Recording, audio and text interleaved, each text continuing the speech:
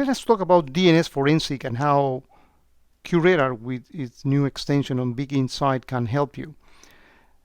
So it's been always a desire for many people that does security to get more information out of the bind.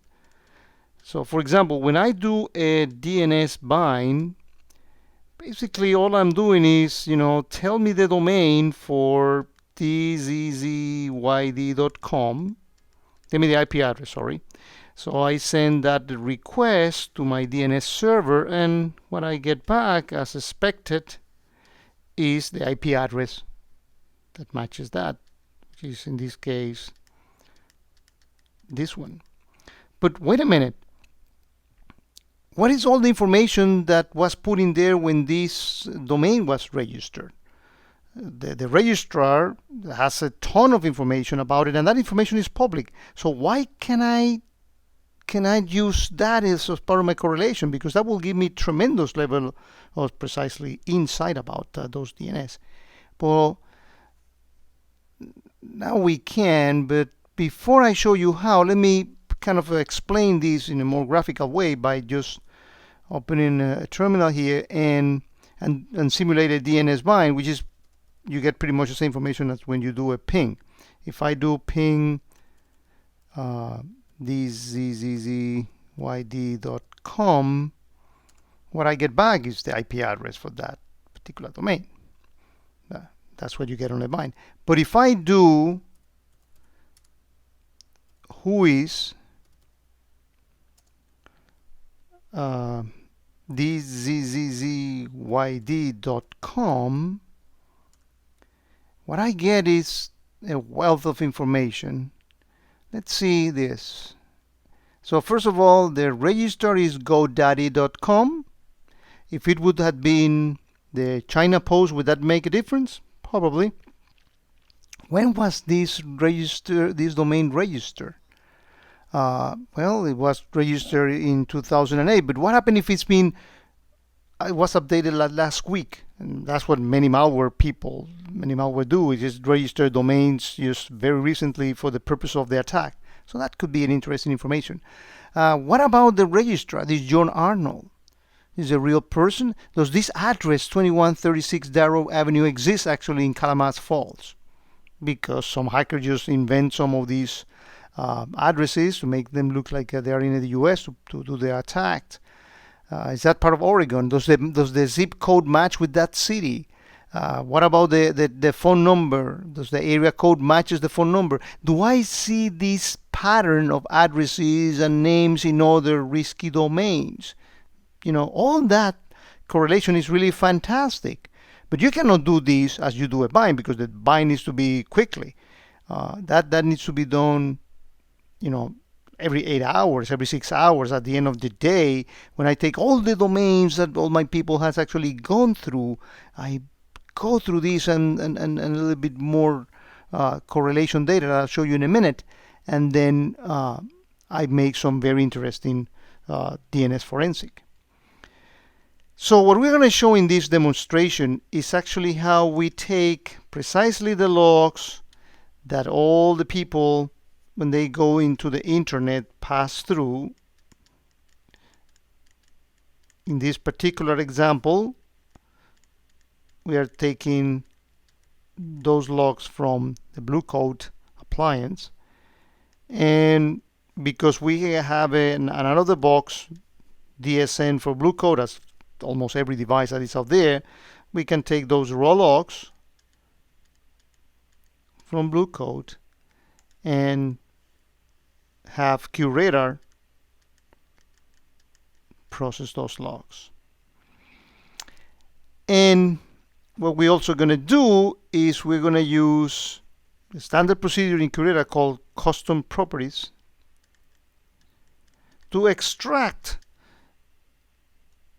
a list of all the domains, and this list is obviously massive, that has been accessed by all the people in my organization. So you get all those, gazillion of domains, but not only you get the domains, but also you get that data nicely geotagged by QRadar, so you know whether this is going to China, to this place or that place. We also tag that information with user info. Who was the user who was logging, was actually using that particular DNS request, was going to that particular site. You get, all the data, like the full URL used. You get the source and destination IP involved. You get the ports. I mean, and then there's a plethora more of information. You can have the more the merrier, or you can, put less information, however you want to actually play it. But what you're going to do with all that information is that you're going to tell QRadar to actually forward those. This is a standard procedure in QRadar to forward those in a JSON. JSON is a format for a key value pair into QRadar's new extension, which is the Big Insights engine. And what we're going to do in here is that we're going to take all that list of domains, and we actually are going to be doing the same thing I did with the terminal with the whois, but we're actually going to use a service. There's a service called whois XML API.com that is actually going to give me, for all the domains that I have in this list, is going to give me all that rich and extensive information about the registrar. But that data is very, very unstructured data, so that's not something that you're going to process within the network anomaly detection of QRadar alone. So you use the Big Insight extension for that. But we're going to even do something more. We're going to take that data and we're going to combine it with IP reputation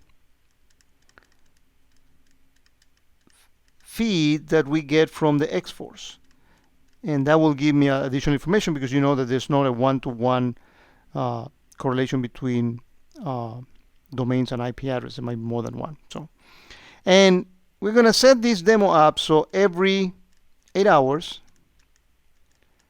we're going to take that list of domains, we're going to process with all that intelligence to find that, all those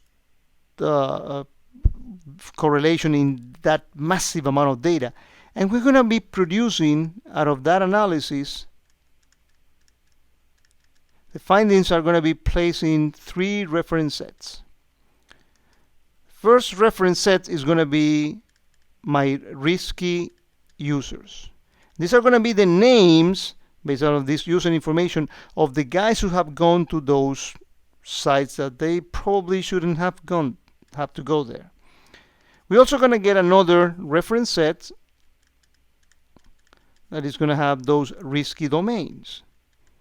Out of all the possible bad places that people may go, well, which are the ones that my people in my company are actually going to? And we're going to get a third reference set we call risky IPs. I mean, those are the IPs that the people are actually going. And we're going to be feeding all that into QRadar. And we're going to be doing very nice things. Like, for example, we can create new rules. For example, we can, as part of the rule, we can increase the relevance of any offenses that are related to these reference sets.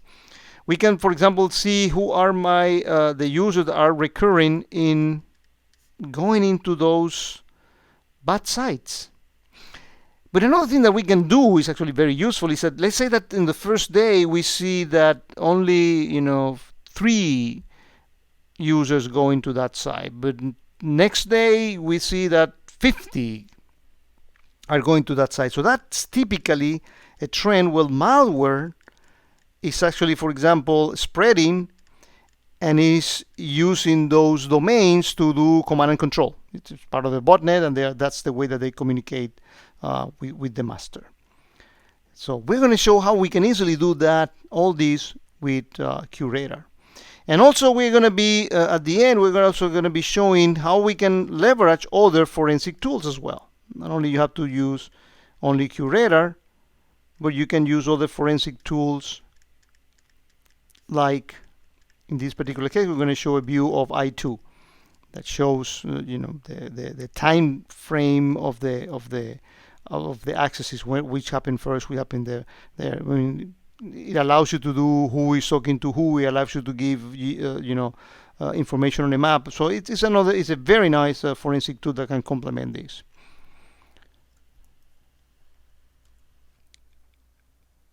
So what we see here is we are in the QRadar's log activity, and we see events coming all the time. And what we're going to do is that we're going to be pausing this incoming flow to take a look at some of the events. Let's scroll down here and see this one, for example, TCP client refresh. And we see how QRadar extracts user information. This is Jay Jones. We get data about the ports, the source and destination address.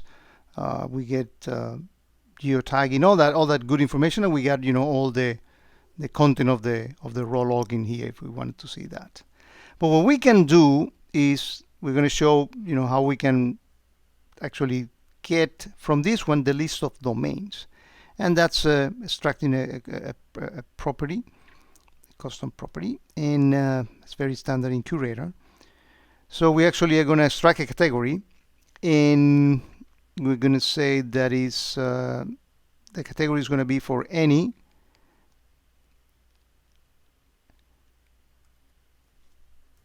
going to be actually the capture group is going to be third group, and we're going to actually paste the regex that is going to do the match. And we see here when we do the test that it actually highlights that is Microsoft.com in this particular case, the domain that we are actually going. So in the end, what we will get is a list of all those domains, and it's going to be something like this quick search that we saved in here. It's going to provide all the this is obviously without the graphics, but it's going to provide all the information about all the domains that have been accessed by my enterprise. Google, Adobe, this bad actor, which is one of the ones that we are actually zooming in, and it's going to actually pass that as a JSON to the Big Insight module. And to do that, all we need to do is go into the admin here and specify that we are forwarding that data, and we only have one entry for forwarding here, and it's particularly this one, and this is defined that it's a JSON, and the port, and all the characteristics for QRadar to know how to pass this into Big Insight. So let's go into Big Insight to see what is it that Big Insight did with that data.